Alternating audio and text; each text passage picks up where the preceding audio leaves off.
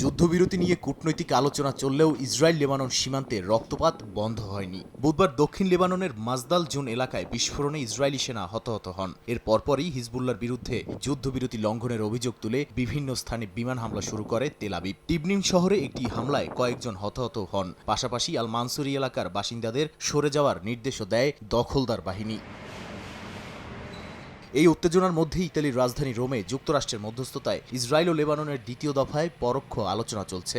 জুনে হওয়া নিরাপত্তা কাঠামো অনুযায়ী দক্ষিণ লেবানন থেকে ধাপে ধাপে ইসরায়েলি সেনা প্রত্যাহার, হিজবুল্লাহ নিরস্ত্রীকরণ এবং সীমান্তে লেবাননের সেনাবাহিনী মোতায়েনের বিষয় নিয়ে আলোচনা হচ্ছে। তবে হিজবুল্লাহ সরাসরি ইসরায়েলের সঙ্গে আলোচনা প্রত্যাখ্যান করেছে এবং অস্ত্র সমর্পণেও অস্বীকৃতি জানিয়েছে। সংগঠনটির নেতা নাইম কাসেম এই আলোচনাকে লেবাননের জন্য অপমানজনক বলেও মন্তব্য করেছেন।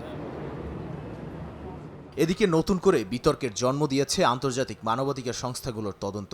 Human rights watch, Amnesty international এবং লিগ্যাল এজেন্ডা বলছে, এপ্রিল মাসে লেবাননের সাংবাদিক আমাল খলিল ও আলোকচিত্রী জেইনাব ফারাজকে লক্ষ্য করে ইসরায়েল ইচ্ছাকৃত হামলা চালায়। হামলার পর উদ্ধারকারী দলকে কয়েক ঘণ্টা ঘটনাস্থলে প্রবেশ করতে দেয়া হয় না বলেও অভিযোগ করেছে তারা।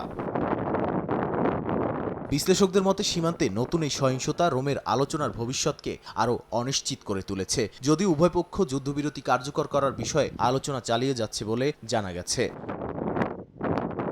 নাদিম মারজান, সময় সংবাদ।